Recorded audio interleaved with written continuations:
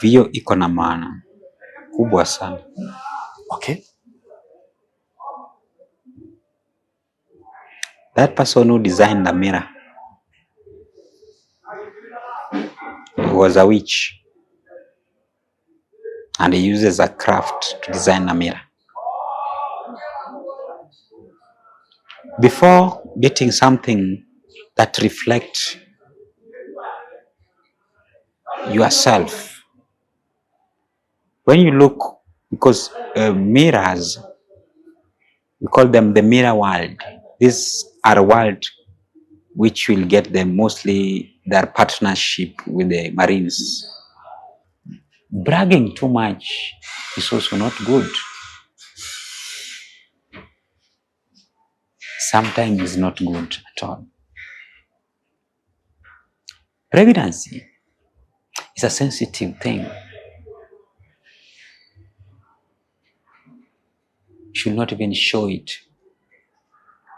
Long time ago, when a woman gets pregnant, she will hide until the time she delivers.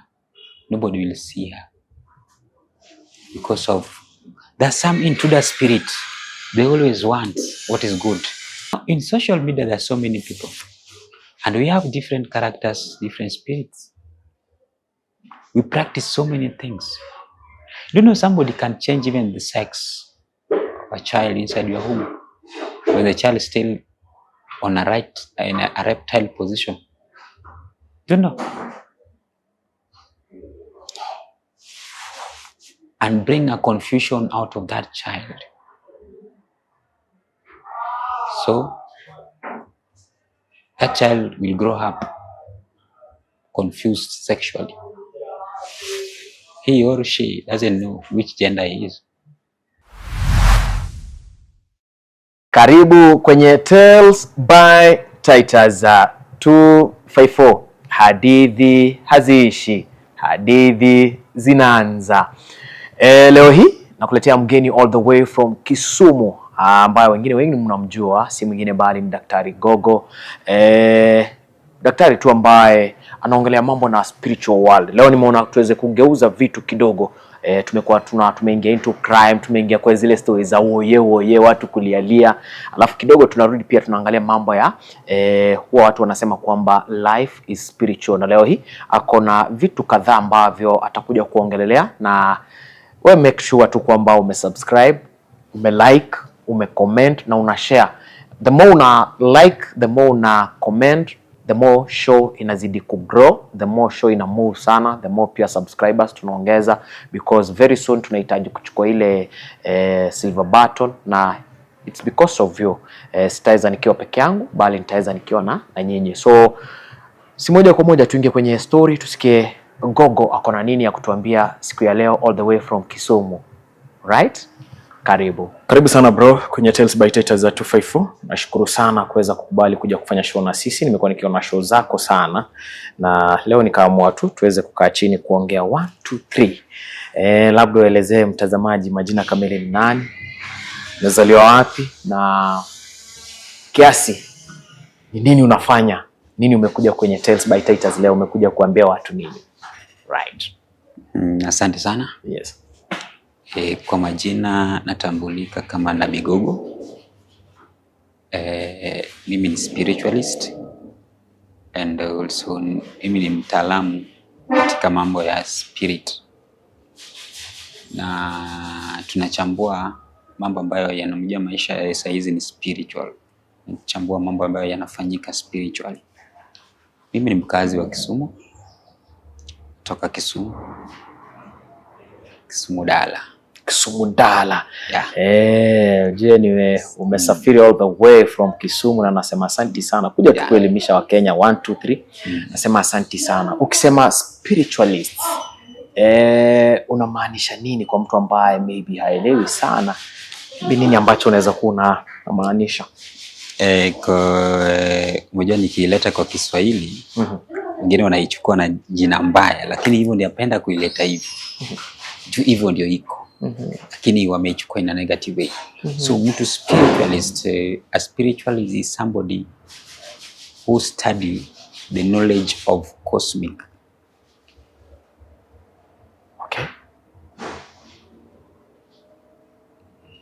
It's a cosmic metaphysical knowledge. So it's the knowledge beyond physicality. So we deal with things which are not only in the physical, but in the spiritual realm. Those are the knowledge. So we have no difference between us and scientists. Okay. We don't believe, we acquire, we find out. So that what make us also different with we call them Christians, Okay. who also study the word spiritual knowledge. They believe, but us, we don't believe. Because when you believe, you stop yourself from thinking. But as spiritualists, we think outside the box. We think beyond. So you think infinity. Thinking is infinity. You cannot be blocked, because believing is stopping you from thinking. It's only showing you to believe on something, and that is it. Okay. Yeah. Nimekuwa nikiona interview zako kwa wingi sana, mahali kwingi sana, ukiongelea mambo tofauti ya kimaisha. Labda tu swali la kwanza, nataka utofautishie mtu kuhusiana vitu kadhaa. Kuna kitu cha kwanza, kuna watu hawajui tofauti ya kuna witchcraft, alafu kuna witch doctor, alafu I think mimi najua hizo mbili. Nataka utofautishie watu, what is the difference between witchcraft and witch doctor? The witchcraft, witch doctor. Yes. Now I'll break them into the subtitles. Yes. Here we have the word witch, which is a general word. You'll find it witch doctor, the witchcraft. Okay. The witch. The doctor. And the craft. Craft is a science.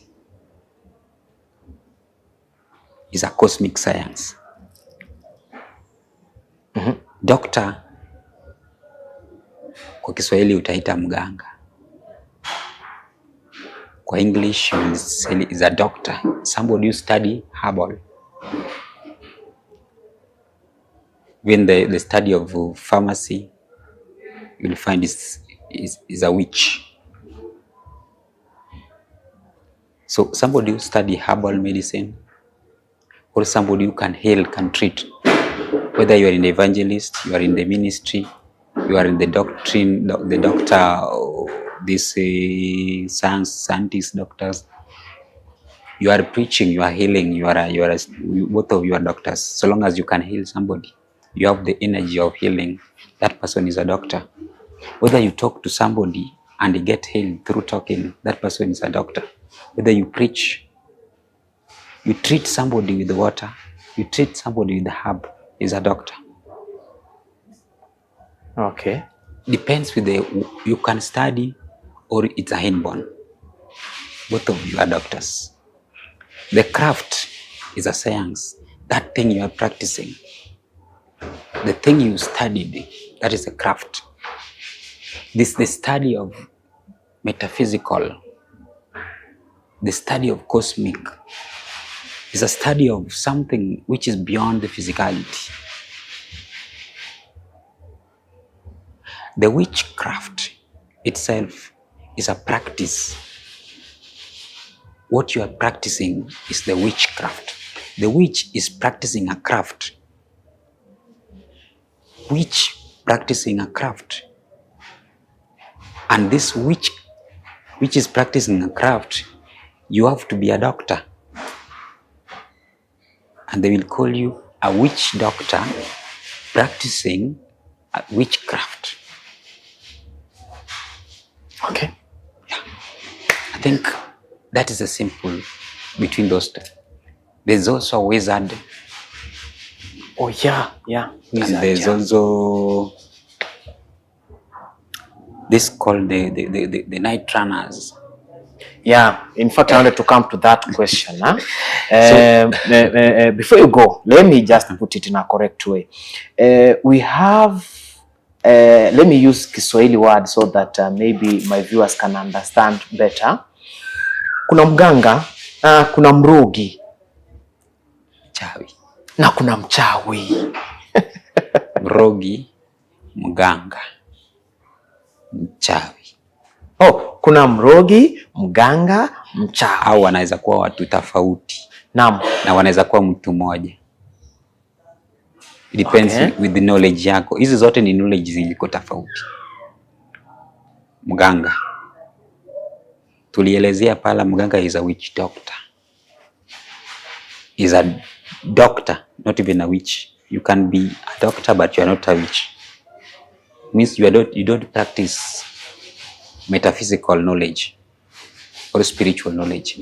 You can just be a physical doctor like these ones in the hospitals. Or you can be a physical doctor like you are treating people with herbs, these healers, treating people, but you don't have this knowledge of seeing beyond their physicality. Wewe ni mganga. Yes.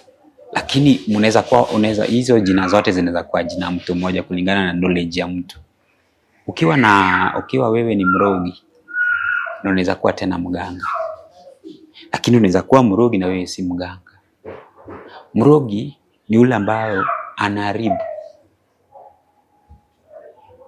Anaenda anaharibu kila ambacho kimetengenezwa na mtu.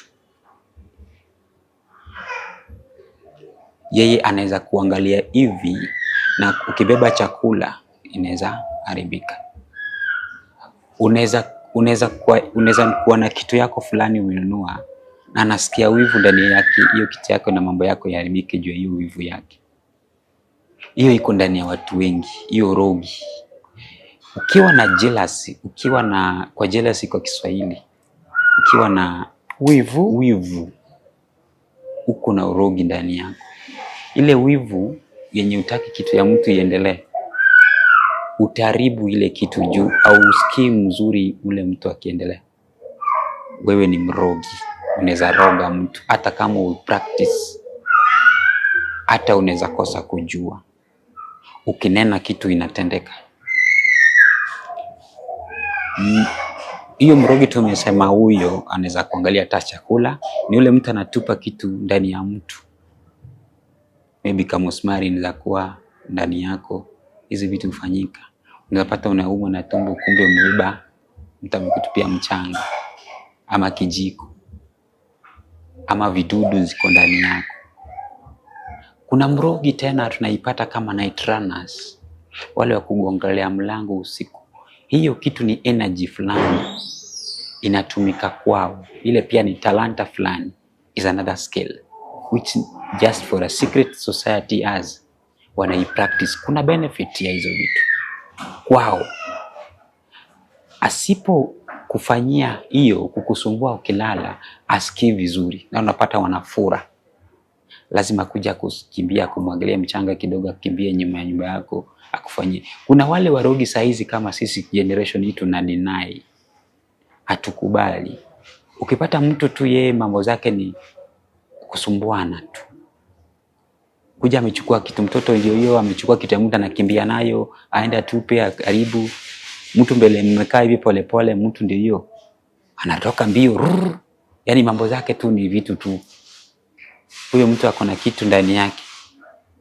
That's a night runner. Kuna mchawi. Mchawi sio mganga. Lakini bado wote mnaweza kuwa waganga ukiwa mganga, ukiwa unatibu lakini unaharibu. Uchawi, wale wachawi sasa wanakwanga wako na teknolojia nyingine mbaya sana.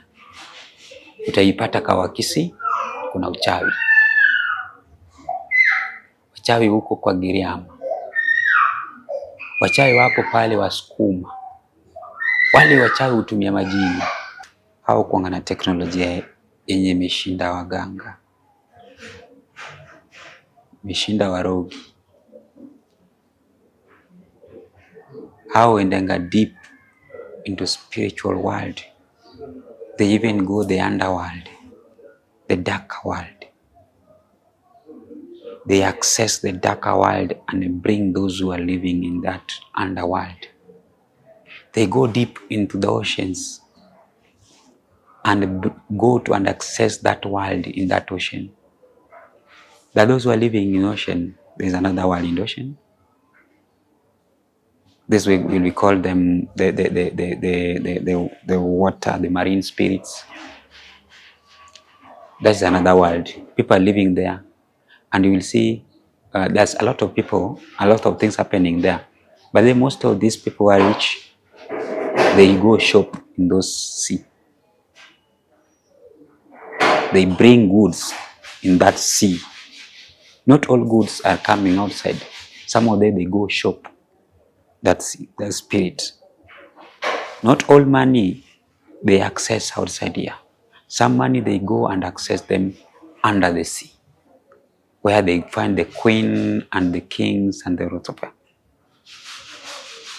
That is another world on its own, and it's existing in a spiritual realm. We call them marine spirits. We have the underworld spirits. These are spirits are living under the world. And we have also the other spirits which are living within us. They are living just with us here. Those spirits are in the astral spiritual realm. These also are the spirits that are yenye. This wachawi wanaendanga wanatumia, wanawaita. Wanawatumia hao ndio wanasukumia mtu wakuje wakufanyie madhara kwa maisha yako. Wanaweza kutumia mtu wakuje walala na wewe ndio mambo zako ziharibike. Okay. Ikiwa mtu analala, siku moja atakuwa naota anafanya mapenzi na spirit fulani ama mtu fulani. Ilali mtu sura yake unaweza jua. Kuja upige naye kelele, mbona huyu mtu ananikujia kwa usingizi? Sio huyo. Ile wale wachawi wanakuja wanachukua spirit fulani na wana copy paste somebody's image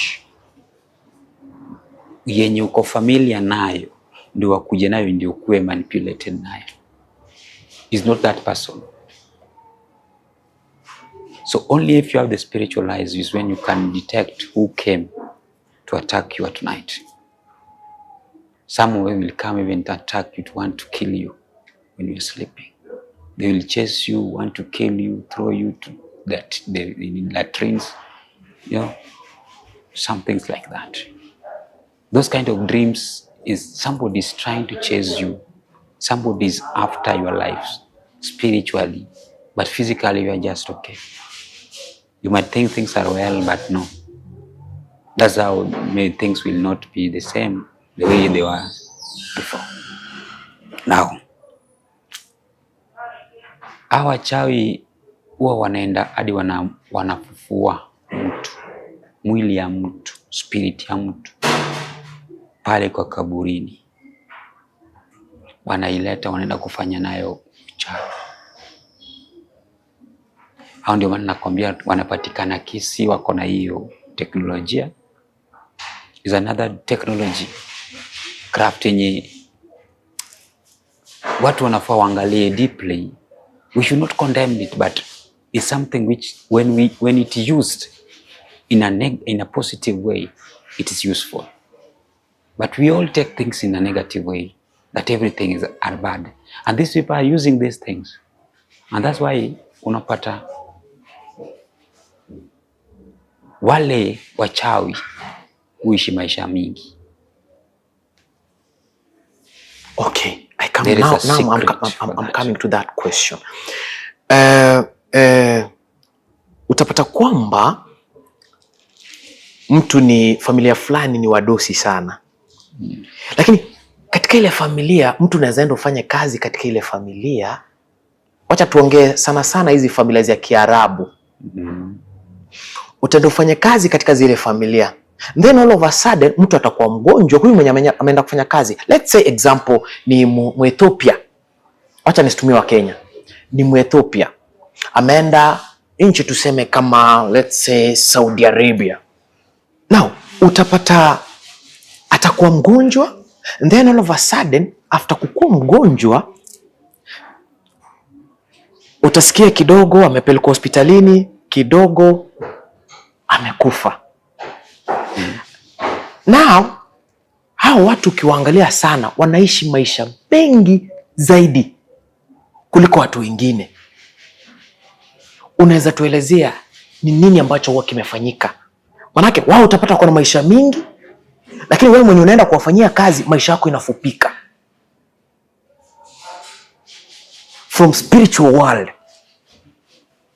tuelezee ni uganga, ni urogi ambao wao watu wanawatumia, ama nini ambacho kinafanyika? Maana kuna vitu vingi sana vinafanyika haswa kwa nyumba ambazo zinaenda kufanywa kazi na ndugu zetu ama dada zetu ambao wanaenda kule ng'ambo kwenda kufanya kazi. Mambo mengi yanawafanyikia sana. Wacha tuanzie kule, tuelezee from spiritual world nini ambacho kinafanyika. Ama labda utapata tu amepotea, familia inamtafuta, wao alienda Saudi Arabia, wao sijui alienda country gani, wao sijui alienda country gani, all of a sudden anapotea tu. From spiritual world today, tell us ni nini ambacho huwa kinafanyika. Maana kuna mali umeguzia ukasema kwamba utapata kwamba watu wanaishi maisha mengi sana. Now I bring in my question, connection to that. Kukosa hekima. Mambo ni kukosa hekima kwa hii maisha ndio inatumaliza kabisa. Watu, kuna siri ya kuishi kwa hii dunia yenye hiyo siri Waarabu wako nayo, Wahindi wako nayo, au wanaendelea nayo sana. Utapata kwa nyumba ya Mwarabu ama Muhindi mtajiri, kuna mtoto fulani hayuko sawa. Most of them. Na hao ndio wanatolewa hapa waende walinde huyo mtoto. Kuna katoto kamoja hayuko sawa. Huyo ndio mlinda mali, mwenye mali. Kuna kitu inaitwa chuma ulete, hutumika kwa Wahindi na Waarabu. Hiyo ni ingine. The secret of all these things and the secret of life is all about sacrifice for the people to live long. And that is what our ancestors were doing. But sacrifice has two ways. First, a positive sacrifice. Second is a negative sacrifice. Depends with the spirit of negativity or positivity. Which entities are you serving?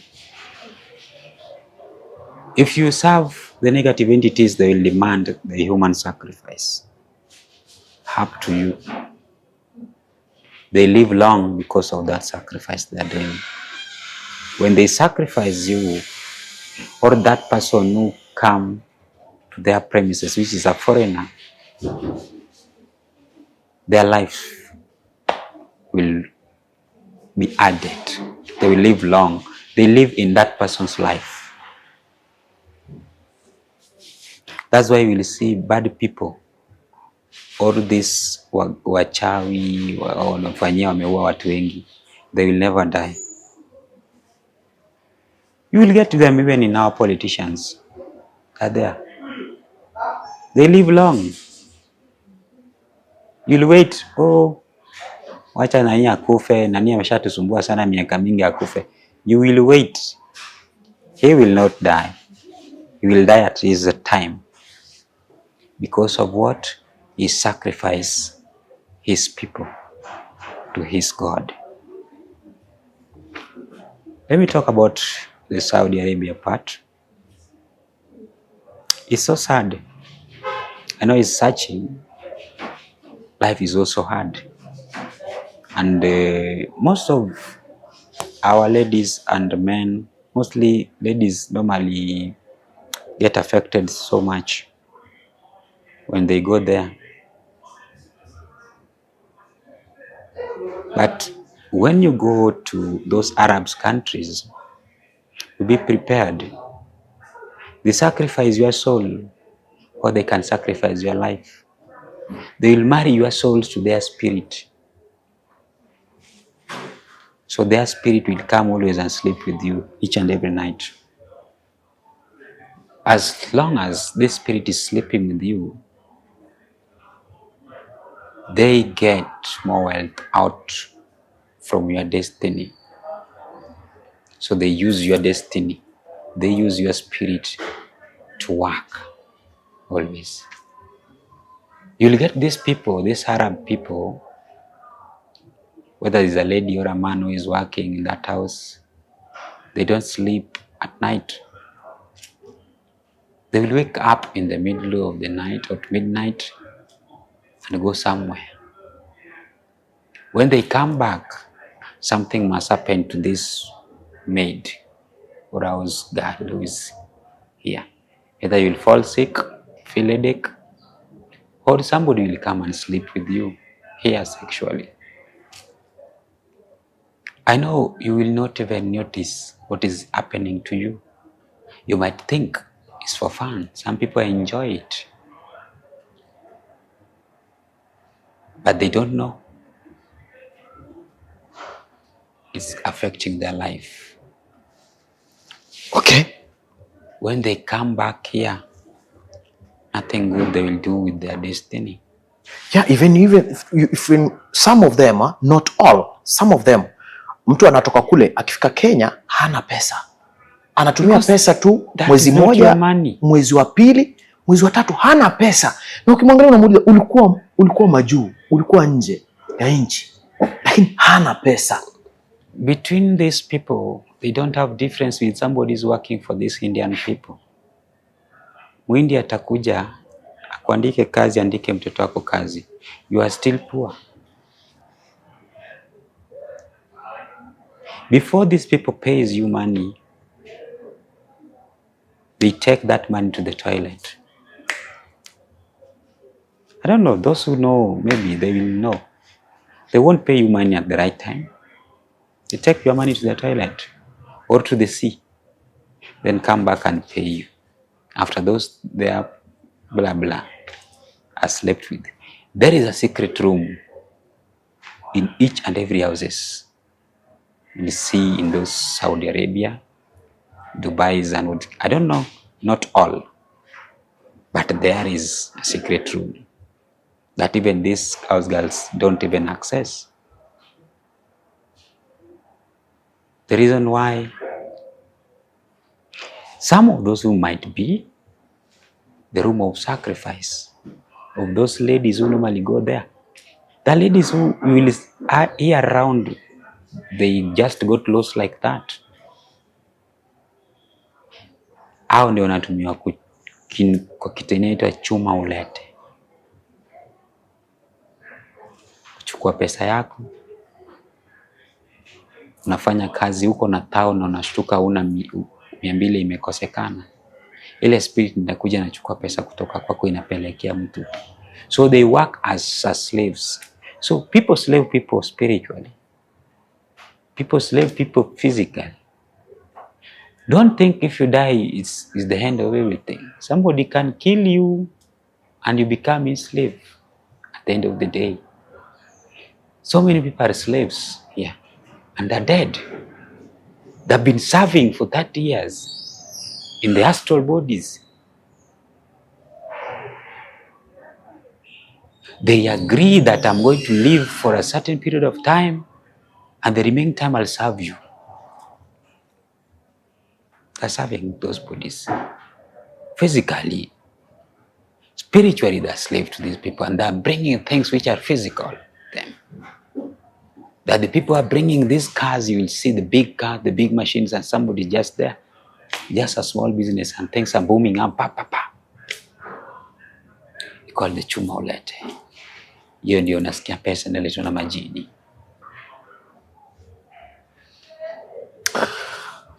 Kuna vitu tu unazidi kuchimbua, kuna kitu ambacho kingine sasa, acha nikuulize, tunauliza tu kwa niaba ya Wakenya, maanake niko sure kwamba watakuhitaji tena na tena sana kwa show, kuweza tu kuangalia, tunaangalia mambo na spiritual life ha? Kuna kitu inaitwa majini. Majini, mbona iitwe majini? Na majini huwekwa na nani? Na majini hutoka wapi? Na ni nani mwenye majini? Najua kila kitu iko kwa shetani, lakini katika shetani pia kuna viwango maybe vingi, lakini tuelezee, majini hutoka wapi? Spirituality. Yes. Spirituality, we don't talk about the devil here. Spirituality, we talk about the evilness. Not devil, doesn't exist in spirituality. Okay. Devil, Shaitan, these are the state of mind.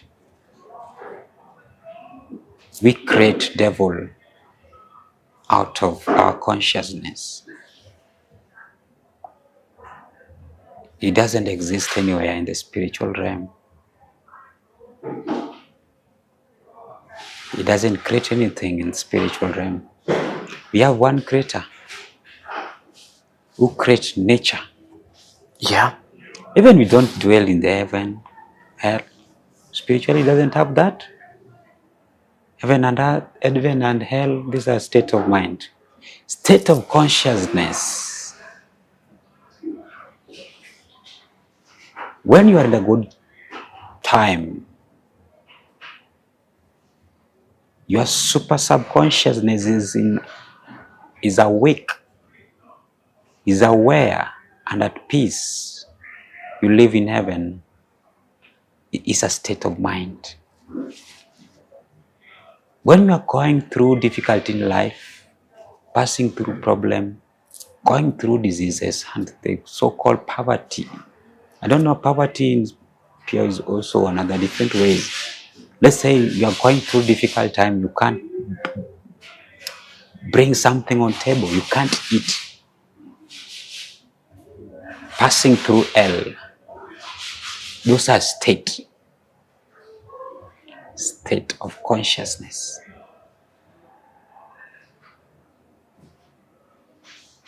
There is no place anywhere that the devil exists, heaven exists. We call this spiritual world the super subconscious world and the conscious world. When you move to the etheric, you move to the conscious, then the super subconsciousness, where the supreme being exists, where now everybody are heading to. But the other spirits are dwelling here and changing themselves from one body to another body. It's just a transformation. We call them death.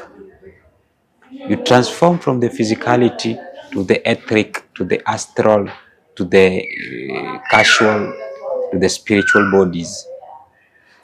Now you are in the super subconsciousness. Then life is a circle, you come back again to life. We are the beings which have been here before. Nothing is new. So when you talk about the devil, the punishment, where punishment will be somebody's trying to play with your mind somewhere. Punishment is here, right here. We talk about the spirituality. Fire doesn't exist in spiritual world. Spiritual world is like air. Food they don't eat, spirit don't eat food. Like people tell you there will be milk and honey.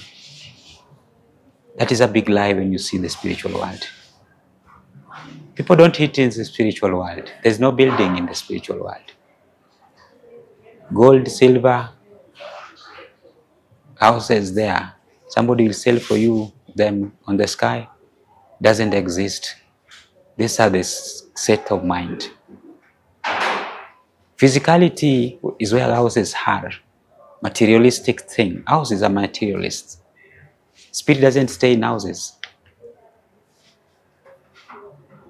Now let's go back to this, the genies and the so-called. Yeah. When you talk about genies, these are names they give to spirits due to the origin where these people will speak that language from. Like Swahili, they call them a genie. English, they call them spirits. I don't know, some call them Marawa Matwata. In Kijaluo, we call them Jogi. Others call them their names also. Means that in those, so these are the spirit of ancestors. When you die, or any of your grandfathers die, that spirit doesn't die, it's eternity. Spirit lives forever, but the body wither. The body belongs to the physical world. It has no use in the spiritual world. God doesn't like it. He has no need of that body. The only body God wants is the spiritual, is your heart. That's why he said that in my Father's house, there's so many mansions. How can be a mansion be in a house? When you talk about house in a mansion, you mean in my Father's spiritual. That is the spiritual house. Spirit is what links you with the God, not the physical body. Then the houses are the physical body, the casual body, the etheric body, the astral bodies. All these are houses. You transform yourself from one house to another house, and then you come back. So it's a house which moves to these mansions, not mansions moving to houses. House in a mansions, in a simple language. How can a house be in a mansion? Now is a house which moves to these mansions and stays in the mansions. Then after he's tired from that place, he moved to another mansions. That's why in my Father's house, there are so many mansions. If you know, I'll tell you. Then after that, you come back. House doesn't die. The mansion will. Mansions will die. All can break, but houses build a house. With the physical, when you're in the physical, which entity do you want to access? You know, we've been living here for more than 1,000 years with different bodies, but the same spirit. We have different bodies. We are the generation in us. The grandfather is in us. So we can access, we can log in what happened 1,000 years when we sit and be awake. Awakening is where now the Christ come in.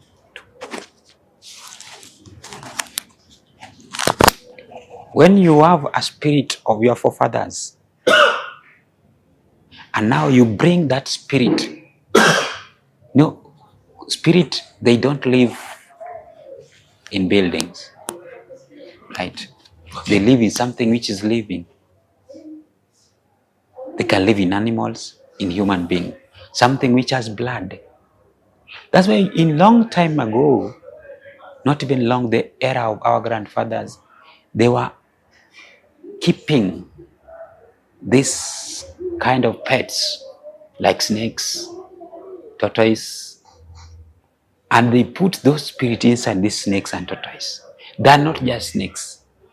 They are snakes, but a spirit of a human being living in those things. And they use them to do their magic. Because you cannot tame them without giving them where they want to live. You cannot remove a spirit and leaving that spirit there. You have to show that spirit where they want to live. That's why even when Jesus removed that spirit from that madman, possessed man, the spirit asked him, where do you want to take us now? Go to the pig. And the pig to the ocean. Means spirit cannot be in buildings. They must be in something which is living. So when somebody's called you Majini, tell you there's Majini, there's something which is a living thing which is there. Or they can even live in somebody. They come and possess you. Possession means somebody's coming and conquer you, taking over your house and making that house to be like that house is for that person. So you don't have a say on that house. So normally they possess and manipulate the bodies of the physical body, and they start doing their stuff. They complete that. They start completing their missions into those things. So that is what we call Majini. Okay. The spirit which died before. Okay. And some of them tunazita mababu. Yes. Ama ancestors. The difference is when one of them is a bad spirit and another one is using a good spirit. That's what makes them different. But all of them the same name. The same name. All right. Sorry. So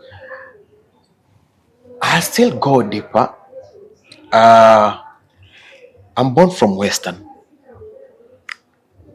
And in Western, we have these people who keeps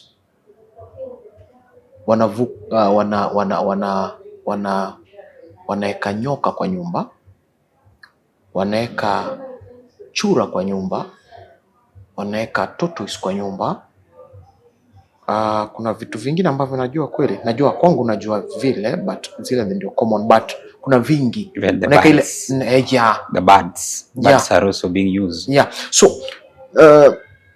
kuna vitu kama juzi kuna clip fulani kali trend pale TikTok. Na ilisemekana kwamba huyu jamaa alipatikana kama ameweka ile inaitwa salamander. Alikuwa na salamander, ni ile lizard. I think ni lizard ile kubwa. Yeah. Kuna salamander, akawa na nyoka wawili. Mmoja alikuwa brown, huyu mwingine alikuwa black, kwa shingo akona zile nini za white kama ring. Alafu pale kando kukapatikana kuna picha ya Wamalo wa kijana. Ya Wamalo wa kijana. Exactly, you saw that thing, yeah? Na ilikuwa inatolewa na prophet fulani. So, na ukiangalia haikuwa picha yake ya Wamalo wa kijana peke yake. Watu wengi. Kulikuwa na watu wengi. The graduates. The graduates. Now, good, we come to the point of graduates and people, maybe watu wanakosa makazi, mtu anaenda shule anasoma kutoka, hii naongelea mambo na Western, mtu anasoma all the way kutoka, mtu anasomesha mtoto wake kuanzia class 1. Yani wacha tuanze na baby class. Anatia bidii, ana invest a lot kwa mtoto wake. Up to mtoto anafika wapi? Anafanya masters. All right? And then kwa hao watu tu hawa wamefuga manyoka kama nini, wale wanaenda wanachukua picha huu mtoto, alafu wanaenda wanaekelea kwa ile nyoka. Uliona ile clip wewe mwenyewe uliona? Thank you for that. Unasikia kuna nywele ya mtu imechukuliwa, huyo mtu kichwa itamuuma throughout. Maisha yake haisongi, maisha yake imesimama kabisa, haisongi. Utapata kwamba kuna nguo ya ndani ya mama fulani ikachukuliwa, huyo mtu ndoa yake kila wakati inavunjika. Vile vitu vilipatikana, ni venye tu siwezi weka hii clip hapa, lakini vile vitu vilipatikana pale. Kuna nguo za ndani za wamama, kuna nywele, kuna zile picha ambazo kulikuwa na ile ya Wamalwa. Alright? Na ukiangalia hao wote, acha tu niseme hao wote wenye wangali hai wanataabika, labda ni wazimu, labda hawana makazi. Wengine wenye walipatikana pale wamekufa. Example za kijana Wamalwa. Na zile nywele ambazo zilipatikana pale pia, maybe ni wale watu ambao unasikianga kichwa inamuuma throughout, naenda kwa hospitali, nenda wapi, hasaidiki. Now, my question is, through this, Ni uganga, ni urogi kweli? Hawa wanyama wanafanya hivi vitu, vinabadilika, vinabadilisha maisha ya watu. Kumbuka kwamba kuna wale ambao wameweka ni pets za kawaida, wanasema kwamba ni pets za kawaida, lakini take us now into spiritual world. First,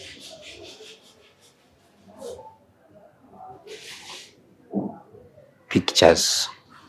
Yes. Suppose I don't know you. I don't know you. Can I do for you wrong? Can I harm you if I don't know you? No. I'm doing my work. As I'm doing my work here, I'm a spiritualist. Okay. You can also find pictures in my place. All right. Do you think I can take anybody's picture without them bringing them to me? No. And who is that bringing that picture to me? If you are going through something and you bring your picture because you need a job, or you want to untie those blockages, those imprisonment inside your life, and I tell you, for you to be delivered, you have to bring your picture. You personally, you brought your picture there for your deliverance, and you succeed and you get a job. The picture will remain on the altar for the protection. So when these people normally come and fight you, they will not find you, or they find that there is a strong protection with your foot. Is that your question to that person whom you find picture in his place is wrong? Somebody brought a picture because he needed help, and he helped that person, but the picture remained to the altar, because there's a procedure in spirituality. I did not go and look for your picture because I don't know you, and I have no business even for harming you. Why should I harm you and I don't know you? Now, second question here. I'm coming from Kisumu. Maybe you are coming from Western. Do you think I can go and look for enemy, just specifically somebody from Western whom I don't know, I go and look for your picture? What if somebody who is close to you and doesn't want your progress take your picture to me as a spiritualist so that I can give a punishment to this person? Or you did somebody wrong, you wronged somebody somewhere, and you now need punishment to be done to this person, or somebody has stole your stuff, and I told you, go bring a picture of that person and bring it to me, and I have your picture. Am I the one who is wrong, or is you who bring the picture? Who is wrong here? No, it's me. So why are you against somebody who's doing his work or her work than you condemning that person who went to look for this mganga? Because this mganga did not look for this picture. People came to his place, they looked for him and gave him this picture. He's not right, he's not wrong. He's just doing his duty. I will also do that because I do both. Who is wrong? Do you know the process, how things are working in spiritual world? I don't know. If you go, you want to kill somebody, bring it to me. For example, I'm not saying I'm killing anybody. I've never killed anybody. And I don't do that. I'm just saying, for example, there's somebody who has wronged you somewhere. Now you come to me as a spiritualist to give you advice. And your thought is only to finish this person. You know, I won't have a hand on that. It's you who will do the things. And when that things follows you, do you think when you're being haunted, do you think that Muganga will be haunted? It is you who is going to be haunted, because it's you who has killed, not Muganga. I'll tell you, okay, that is what you want. Now come, bring that picture here. Take that water. Put some herbs there. Not even water. There's also cancer where somebody can teleport you. I can teleport you through that water, and I video call you. Your picture and your video will be shown into that water in that basin or in a mirror. What you are doing now, and until you come, take that knife, stab wherever you want to stab. Immediately that person has stabbed the knife, you are going to die immediately there. Who has killed? Is it me or you? Who has come? Who has held the knife? Is it you or me? Who has the hand onto that? Is this person? You came for advice, and I gave you and you did that. So that is up to you. They should not blame these witch doctors because they are giving directions. It's you who is coming to look for us. We don't look for you. Now you see, if I normally hear in Pastor Ezekiel's church, people are going to take water to kill their grandmothers and kill witches and waganga.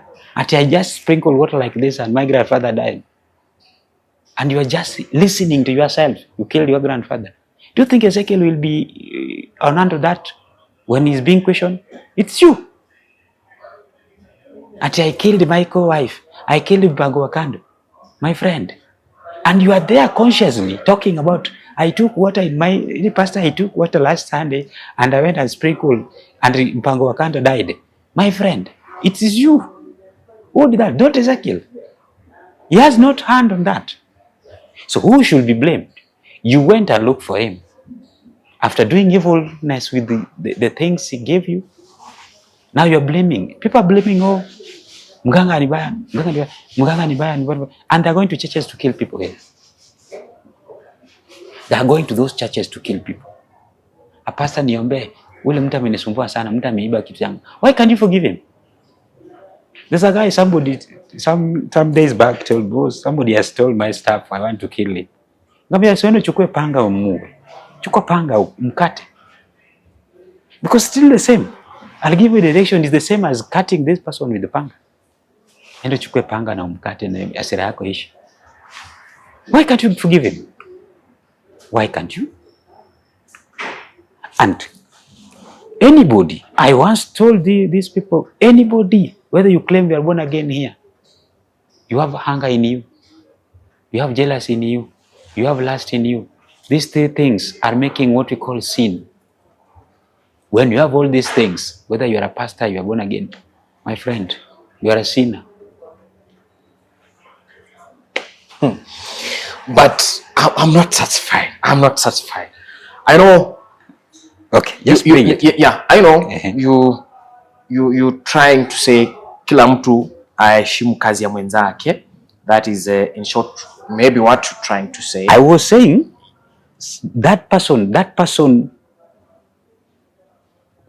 maybe we call it she was Muganga or he was Muganga. Mm-hmm.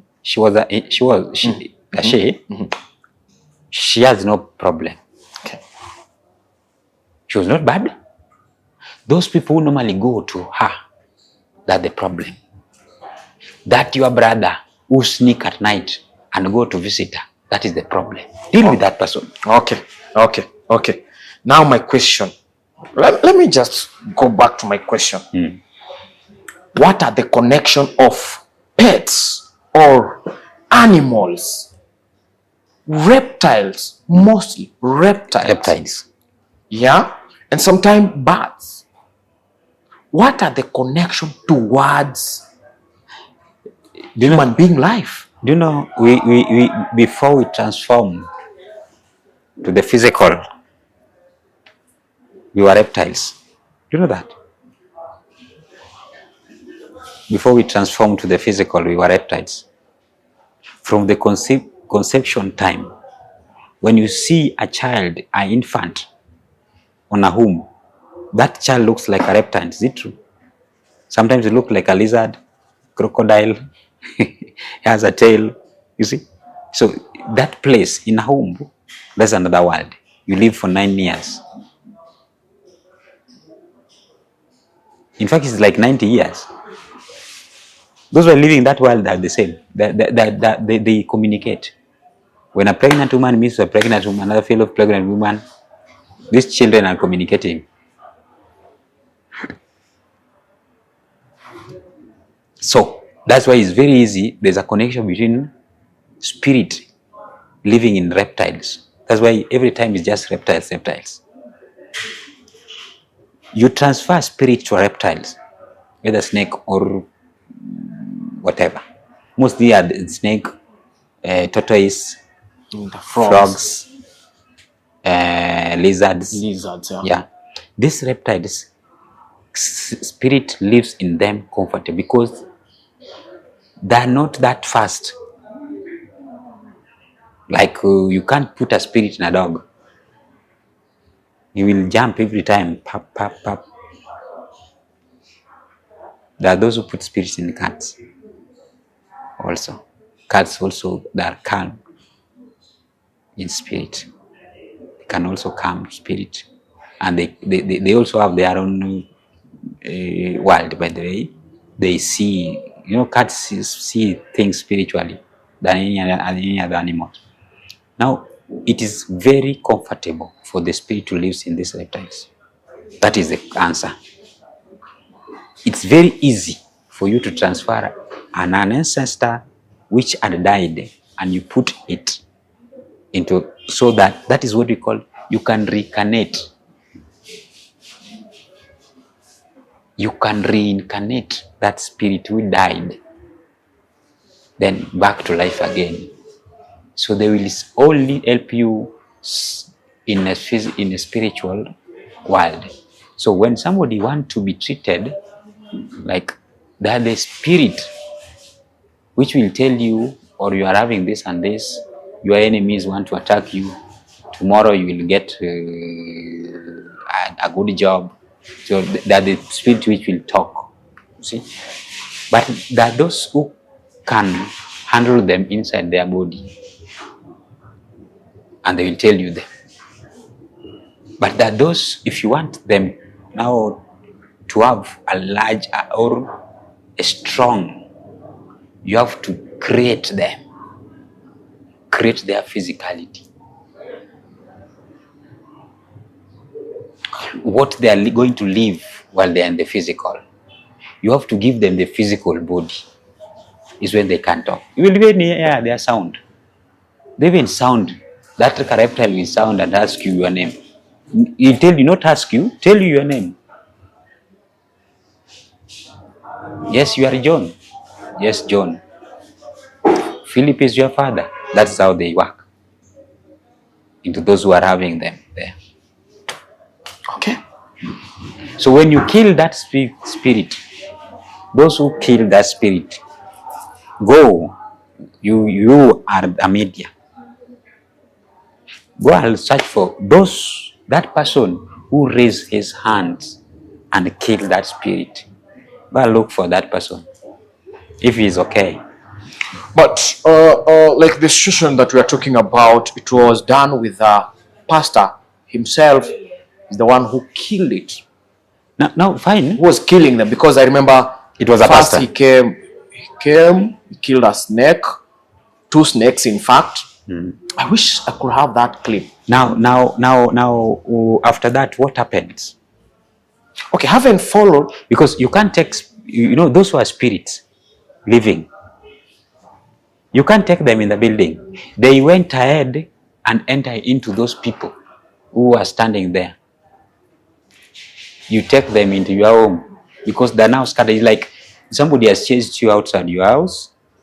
Where will you live? So you'll ask for accommodation, or you live by force.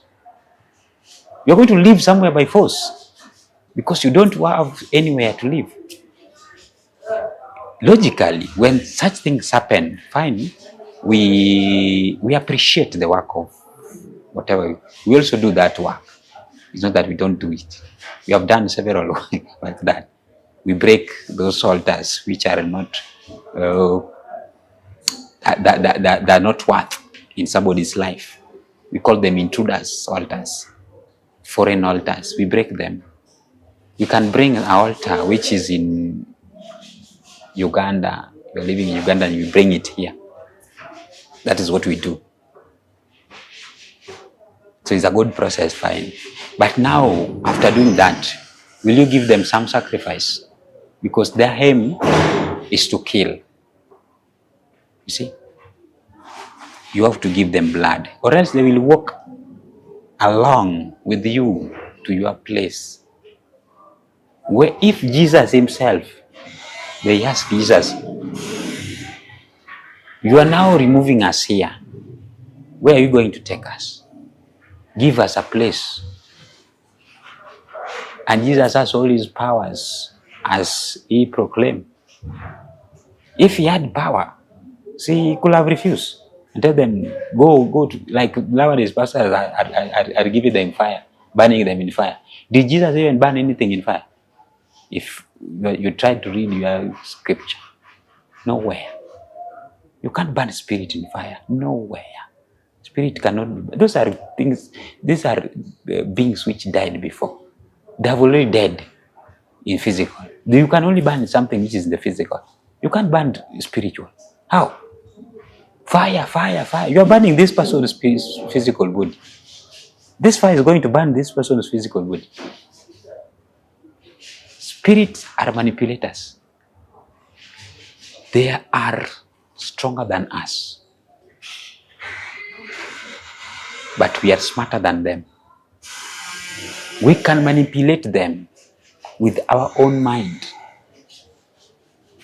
and use them against somebody else, our enemies. So that's how people use. You pick a spirit, like now pastor has done that. He has 2 ways. He has a prison for taking these prisoners. Because when you have an altar, your altar should arrest other unwanted spirit.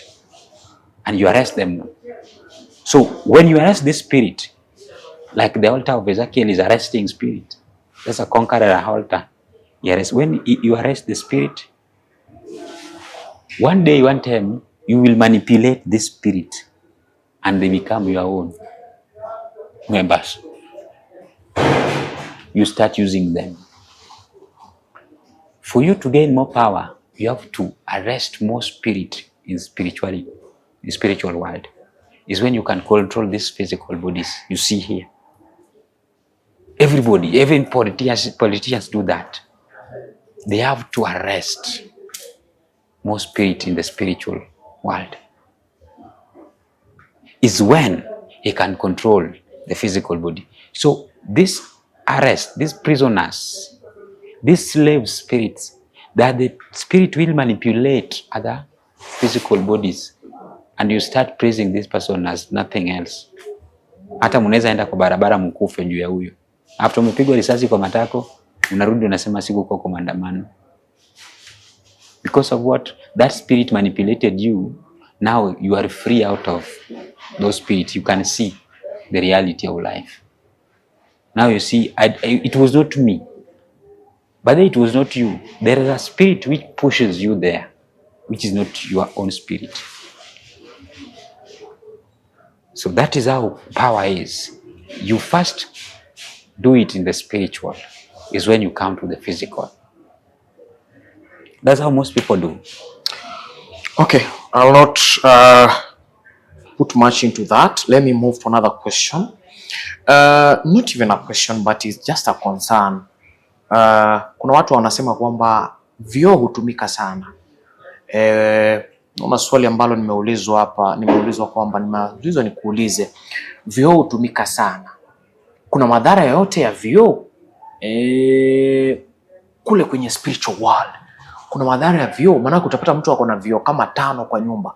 Kuna kioo kule bedroom, ako na ingine kwa ceiling juu, ako na ingine sitting room, ako na kingine pale kwa choo, ako na ingine pale kwa bafu. Kuna kitu chochote kuhusiana au kwa sawa? Leo nimeamua tu niweze kuwapeleka watu ndani ya spiritual world, ile upande mwingine wanasema kwamba life is spiritual. Leo nimewapeleka ule upande mwingine, alafu ule mwingine nitaleta pastor pia atuambie pia upande mwingine mambo iko aje. Tunaingia tu ndani tukiweza kuingia ndani. Lakini leo hii tuko na spiritual doctor atuambie, je, vioo viko na meaning yote ndani ya spiritual world? Vioo iko na maana kubwa sana. Okay. That person who designed the mirror was a witch, and he uses a craft to design a mirror. Before getting something that reflects yourself, when you look, because mirrors, we call them the mirror world. These are a world which will get them mostly their partnership with the Marines. Because when you look at yourself through water, you'll see your reflection. That what reflects there is not you. That is that person which is an image of you living there. It's not you. That's another part of world. So we normally call the mirror world. There's also a shadow world. When you look at yourself as shadow, that shadow is not your physical body. Mirror is not your physical body. You can't touch that body. It's good to have a mirror. At the same time, it's bad to use it in the wrong places. Mirror also can take you to another world, which you won't even like it. Mirror can take you to the astral world. There are things when you do at midnight with a mirror, you apply on the mirror and you sit down alone. Try to meditate, but look directly through that your image. The consciousness will change and will shift to the ethericness, to the astral bodies. This plane you are going to take might cause your discomfort, or it can also disorganize your mental capacity. You can come out there mentally disturbed or mentally disorganized when you are not careful, because it's not proper. When you look when you are young, they will tell you don't look at yourself at mirror on the mirror during night. When we are young, usijiangalie kwa kioo, utaanza ku dream about such kind of thing. So the other meaning why, if you look at yourself too much on that mirror, the consciousness change, and you take that plane, you be into that body. The mind shifts to be into that body. So when you come back, it might disorganize your, what do we call it? According and decoding. So in between there's something called the pine. So when according will start according things in a late way, and decoding things also in a late or in a early. So it's like you are disorganized. So it's like it's a disorder you are creating, or madness. So this also happens with those who take bang or marijuana, because those are spiritual. It's not mad that they are mad, no. The same process, they take a plane of that mirror. So when they come back, they feel disorderness. It is not proper for you to hang a mirror on your bedroom, where when you are doing your stuff, you are seeing yourself while you are trembling on bed. Is not proper. It's not proper to look at yourself through that mirror while you are naked. Is not proper. You will marry a spirit you will never chase out of your life. That's why these most beautiful ladies who normally like removing all clothes and flying from head to toes naked, they get difficulty in getting married. But there's somebody who sleeps with them at night. They feel comfortable, never bothered. Who is that person satisfying them at night? So those who are living in those marriages, and somebody is coming and sleeping in between them, and sleeping with one of them. Do you know spirit is just, there's no sex in spirit. Your own spirit can turn against you and sleep with you. Or you sleep with your own spirit. There's no sex in spiritual world. There's no woman or man. All of them, their sex are the same. So your own spirit, your guardian angel can come and sleep with you when that spirit has been manipulated, or you are not doing his ways or that spirit's ways. So it's not good for you to put. If you have one in your bedroom, try to hide it where you don't practice witchcraft in your bedroom, in your bed, and you are seeing yourself, you are doing whatever you are doing with your wife. It's not good. You are going to invite a spirit, a marine spirit, to one of you or both of you.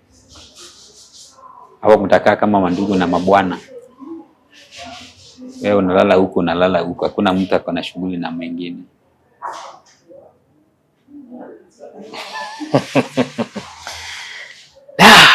Mambo inakuwa nzito tena inakuwa. Nataka pale kwa comment section nahitaji jamaa atuweze, kama kuna swali lolote au kuna comment yoyote pale comment section, nataka kuona zikikuja sana ndio niweze kumleta mara kadhaa kwa kadhaa atufungulie vitu vingi sana. Naam, tuko na swali lingine ambalo ni swali ama leo sijui niseme ni swali ama niseme tu ni vitu ambavyo tuna try ku confirm.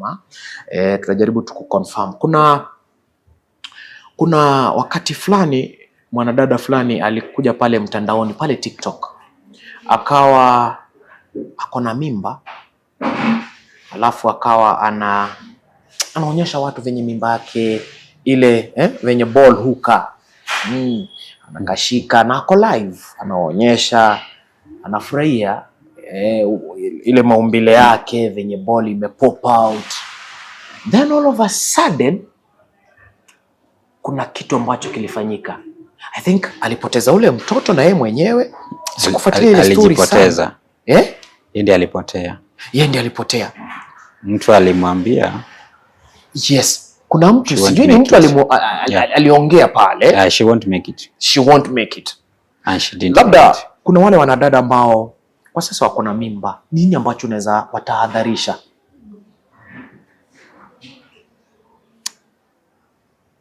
Kukosa hekima. Lack of knowledge can lead you to something which you didn't expect, and you call somebody witch. That person is not a witch.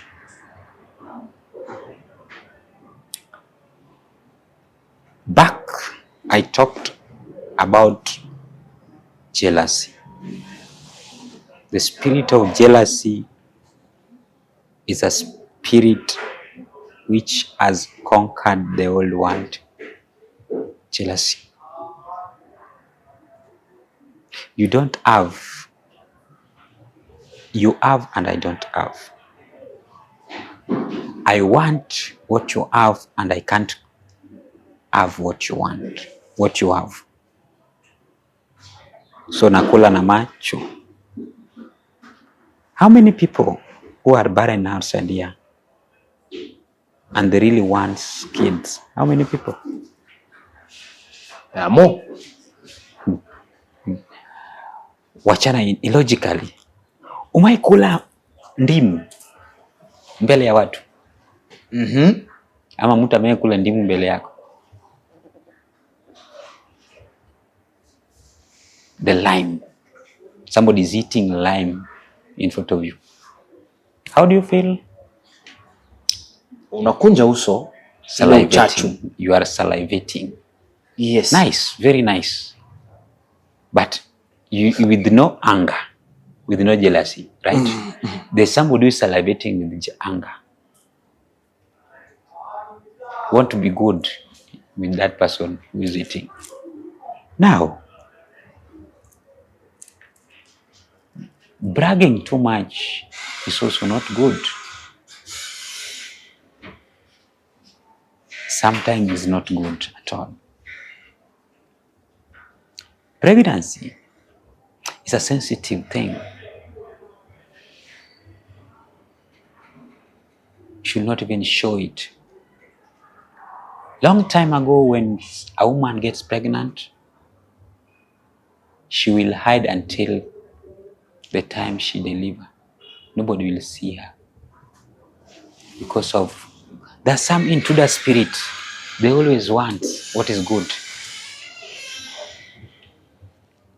to be destroyed. Sure, they will hide this woman until the last time.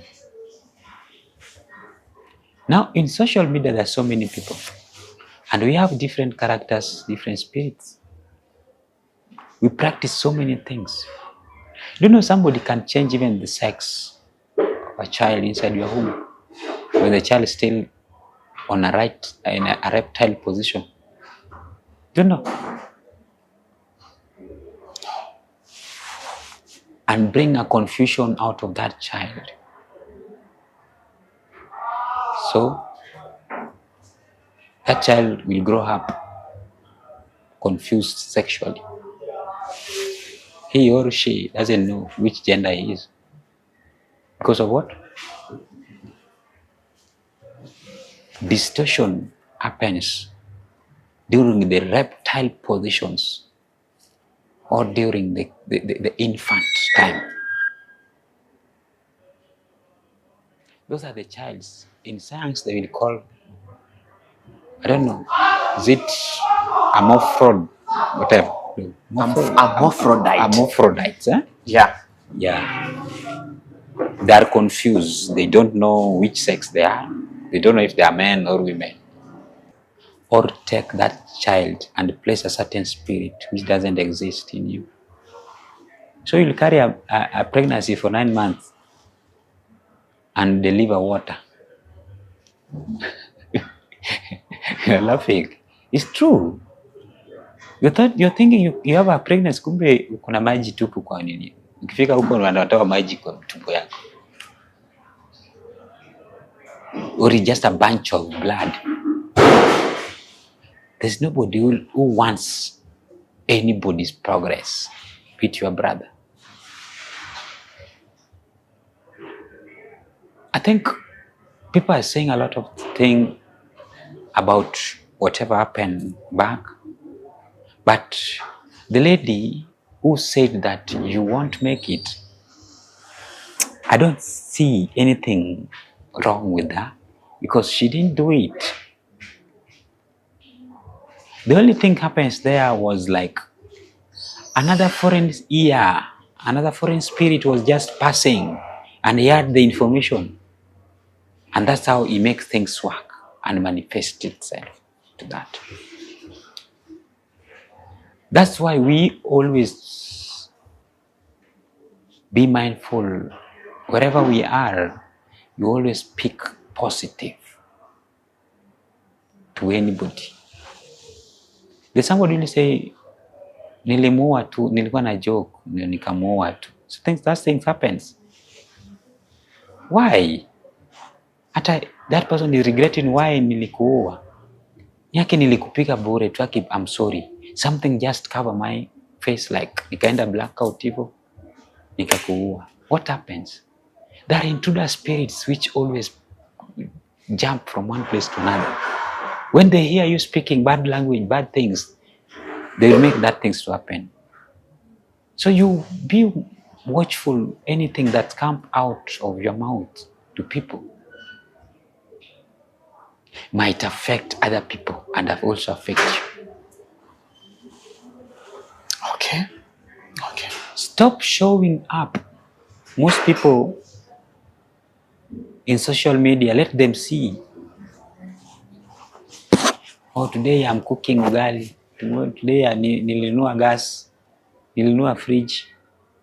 My friend, if it is not cloud chasing, somebody will bewitch you for no reason.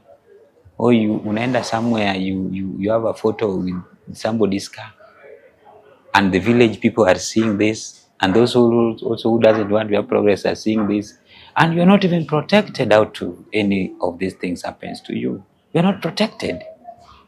Now they reach a point whereby things are not moving forward.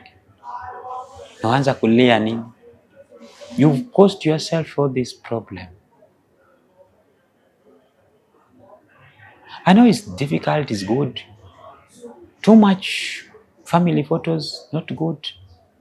On social media, exposing too much family every time is not good. These people are reach a point of even destroying people's families, the marriages. You have done a nice wedding, you won't make it. People will just criticizing, oh, it won't even last for 2 years. And there are some mouths which when they say that's how it works. And by the way, inafika 2 years and it's not lasting, by the way, and you are complaining. And you showed this to them. The things you have to hide. Let them see, but don't tell them where you got it. They will go behind your back and destroy the source of everything. People have suffered because of that. They showed their source. Now the source was covered and destroyed. I think when you are making videos, fine. Fake life sometimes is nice, but try to put it in a fake, like you're in a poverty state. People like when you're suffering. They don't like when you are progressing and you are rich and you are feeling good, you are feeling happy. Who wants you happy? Who told you that he wants you to be happy? Even your brother, your sister, you breastfeed from one breast. You've suffered and sleep. Some of them in those, this called jambi, whatever. Some of them wamelale kugunia pamoja. You've eat in one cup, drinking soup on a cup, not a dish, not a plate. Sometimes there was no plate. You suffered. When one of you arise, that's where you will see the true life. You only become one while you are suffering. By the time one of you will have something that the other doesn't have, that friendship, that relationship, that sisterhood, that brotherhood will not be there. Will start narrowing. Now there is enmity. You start saying, this is doing for me this and doing for this and this. Without you thinking, no, where did that first rain, that drop started? Now I'm wet. Mvua ilininyeshea wapi? Ilitunyeshea wapi? You are still, now you are fighting as brothers are fighting now. Now you are fighting with your mother. You are fighting your father. Some people are saying their mothers are bewitching them. Who? How can you give birth to a child and you bewitch that child? How? There is somebody somewhere who is watching and doing this thing and making you guys to fight. Because of what you said, what came out from your mouth, what you showed to them. We are suffering from our own problems. That is what has been affecting us. That lady suffered from her own problem. Suppose she hid, she didn't expose the luxury life she was exposing. Suppose she didn't abuse some of the people and get angry with her. Suppose enemy didn't see the good life and the good pregnancy, the good home she had. Suppose all these things were not there. Supposingly, she could be alive. How? Not even her, but those who were suffering of progress because of what they showed to public. People thought that like that. Maybe they were like that, and maybe they were not. They were trying to create a content out of it. Now somebody else saw it and put jealousy out of it. Now you see, they went and canceled your destiny. They went and ruined your destiny. Those are the people whose destinies are being slept with those cobras and hizo tortoise wenye uliona huko. Wanalalia hizo destiny zao huko. Because they saw you are in town, you are making it in life. And they don't want you to come back to the village with something. You will go there and come back empty-handed. You will suffer. Okay. Strain, sweat. At the end of the day, they will laugh at you. Huyu alisoma akafanya kila kitu akaenda maju. Hakuna kitu. And they know what they did to you. And that the people will come and give you advice for the first time.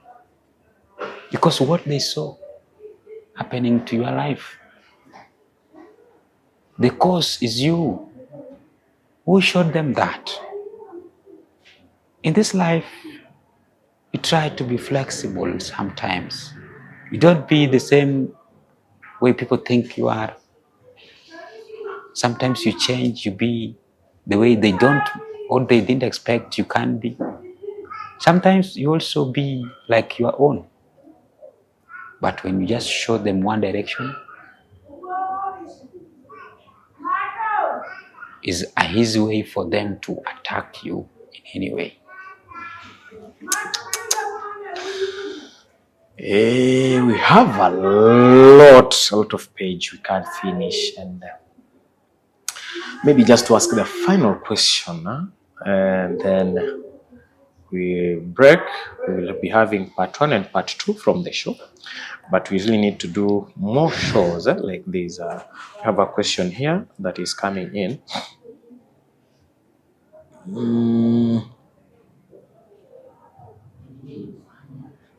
Kuna mtu ameuliza kwamba mbona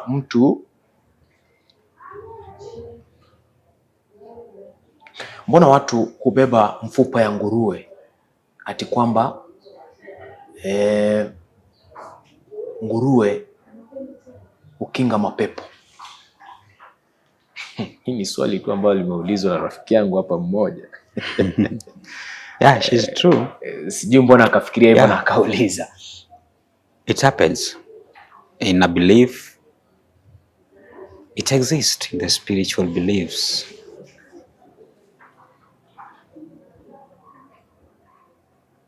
But not all. Sio mapepo.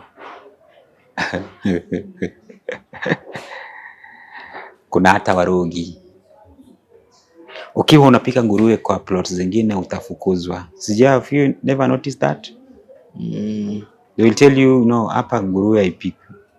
Kuna majini fulani hazipendi harufu za nguruwe. We'll check mostly kwa nyumba za Wanubi, Waislamu mostly. Sorry to say that. They will tell you no.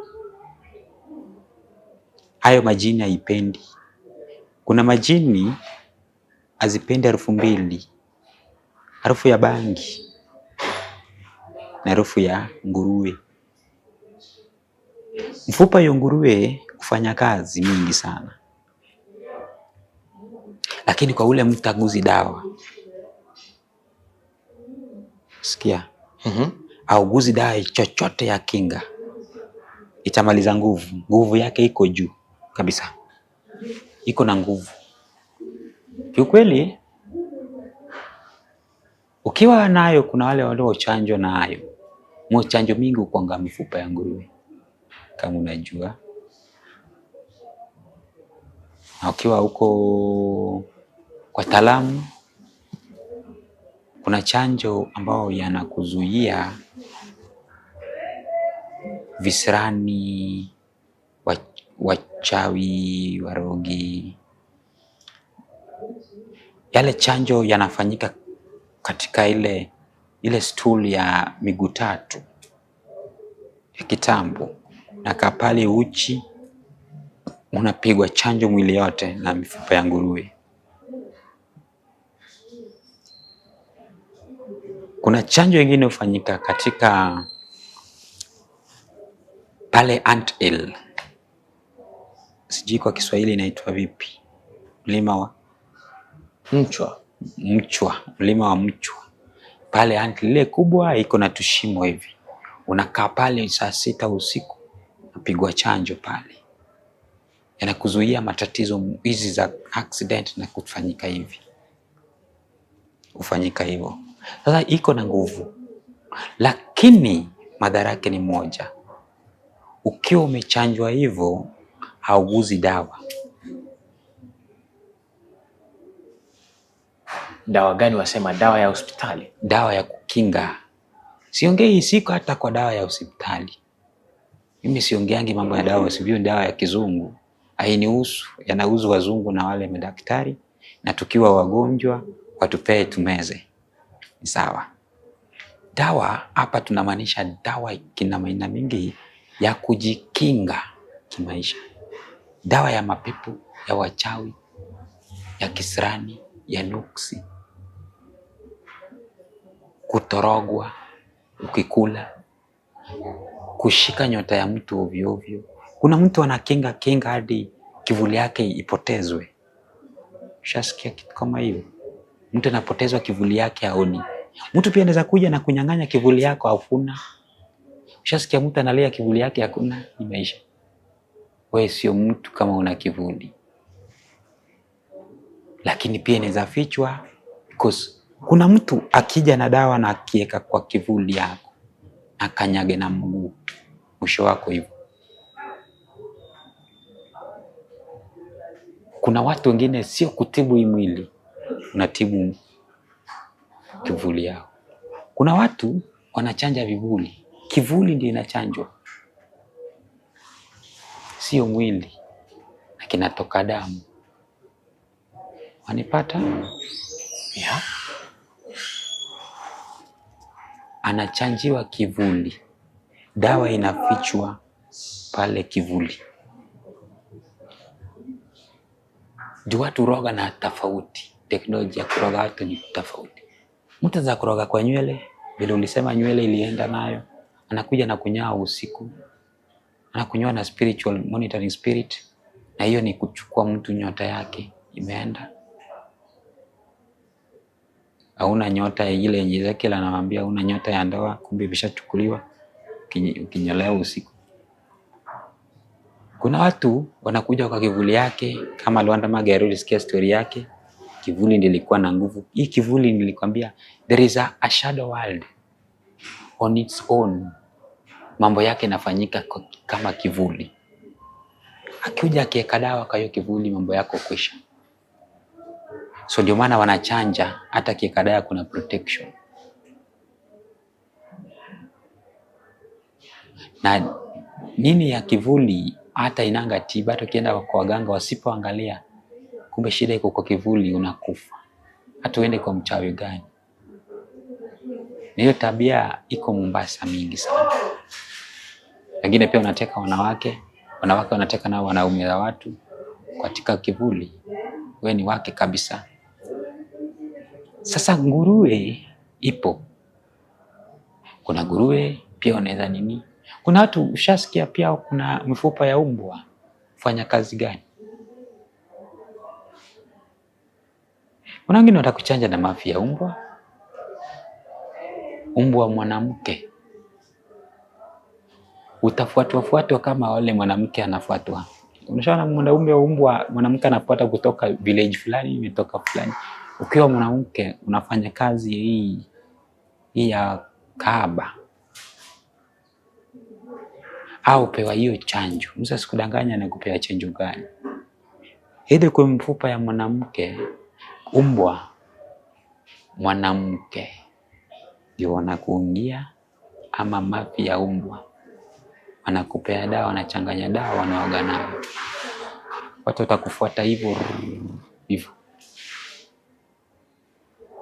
So mifupa zipo, mifupa ziko dawa, mifupa ya nguruwe, mafuta ya nguruwe. Naona anointing ufanyika na nini? Mafuta ya crocodile fanya mambo mingi. Hiyo ndio ancient Egyptians walikuwa wanatumia. Wanakuwa anointed watu with the crocodile oil kwa vichwa za watu, because it is a reptile and it has power. Wachana hizo livole yenye siku hizo unapata wanatumia ovyo. Deliverance ilikuwa inafanyika na hiyo crocodile oil. These are ancient things yenye ilikuwa inafanyika. So kwa hizi wanyama, siri ipo kwa mnyama, siri ipo kwa mmea. Siri ya maisha ziko hivi mbili, mnyama na mmea peke yake. Si hata binadamu haina siri yoyote.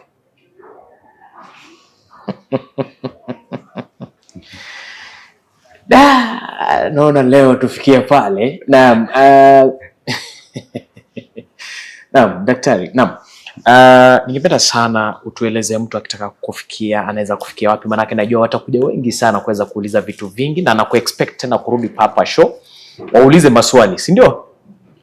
Waulize maswali, wakuja na maswali mingi, right? Pale comment section, tuingie pale na maswali, muulize maswali mingi. Next show tutakuwa tunajibu maswali yenu. So nimeuliza tu yangu mimi random, but najua kwamba next show kujeni na a lot of questions so that tunaweza muuliza kunaenda aje. So Dr. tutaweza kutuachia nambari yako ya simu, tuambie mtu anaweza kupata wapi na wa expect nini wakati wanakuuliza. Unajua mtu anaweza kuchukua namba yako na anaanza kuuliza vitu zingine za ufala. Sio ni watu watufua. So ni watu fanya. So expect kwamba utaulizwa vitu vingi, utaulizwa maswali ambayo ni funny, bagine. So expect tu kuulizwa vitu mingi. Niko flexible. Kuna wengine wanauliza swali mingi. Yes. Tena mingi zaidi. Yes. Wengine wanauliza zaidi mingi sana. Mingi sana. Alright. Niko flexible, haina tatizo. Unaweza uliza, lakini ujue ukiuliza zaidi na ukose kujua kenye ilikuleta pia ni shida yako. Okay. Wengine wanaenda wanasahau kenye imewaleta, wanaingia kwa topic nyingine yenyewe. Wanaingia kwa topic nyingine. Mimi nitaingia na wewe na hiyo topic. Shida yako. It's okay. Tupe nambari yako ya simu. Sasa nambari yangu ya simu kwa WhatsApp. unaweza nipata 07 57 10 12 25. Again 07 57 10 12 25. Unaweza enda pale TikTok Gogo, Facebook Nabii Gogo. Na kuna Nabii Gogo mingine huko Gogo Nabii, wachana na yeye.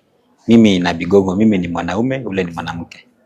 Alikopi jina yangu. Unajua nilikuwa nimezaliwa kabla yeye. Sasa nikopi jina yangu. Asanteni sana.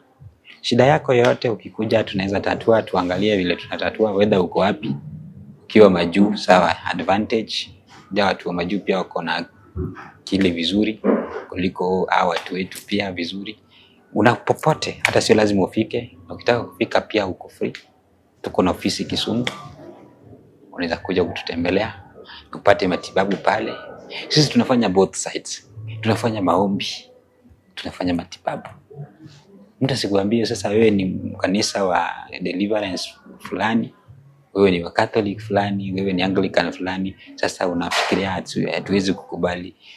Spirituality has no religion. So spirituality is the mother of religion.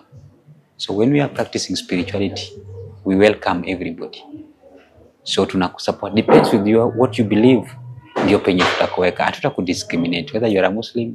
I deal with Muslims, I deal with Christians from every corners of the world. So ukiwa Muslim sawa, ukiniambia unaniambia tu kwangu mimi usinitajie ile ni sawa. Tuingie kwa unajua ugonjwa naye hitaji dini. Sasa mtu usidanganye wewe ni fulani na ugonjwa. Kuja utibiwe. Yeah. Asante sana Nabii. Till next episode tutakutana hapa tu tuweze ku clear some airwaves, all right? Nashukuru sana pia unaposafiri kuweza kurudi kwenu. Najua kwamba unaingia pale Mombasa pia kiasi. Kutoka pale pia ukirudi kwenu Kisumu, nakutakia kila laheri, right? Na nashukuru sana kuweza kuchukua time yako kuja tu kuweza kufunza Wakenya 1 2 3 kuhusiana mambo na spiritual world. Tunakuhitaji sana tena sana. Na next ndafanya interview after 2 or 3 interviews. Nataka tukuje tukue na debate. Tulete pale katikati. Mtu tu ambaye anapinga tutamleta pale pia aweze kutuambia 1 2 3. So I expect you more and more on my show, right? Nashukuru sana bro. Mungu akubariki mahali popote pale unapoenda. Thank you. Kwa kweli mmeweza kusikia mambo ambayo Daktari Gogo ameweza kuongelelea. Ameongelelea vitu vingi sana, na unajua kwamba spiritual life ni kubwa sana, huwezi imaliza katika wakati mmoja.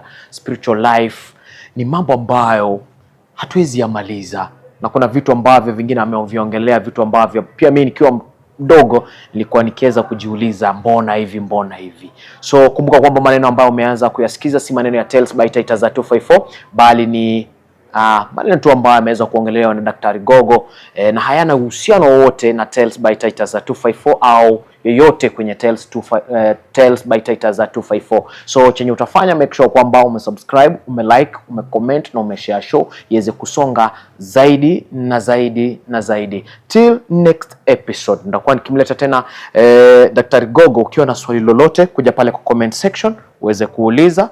Bila shaka next episode atakuwa akijibu. Kwaheri.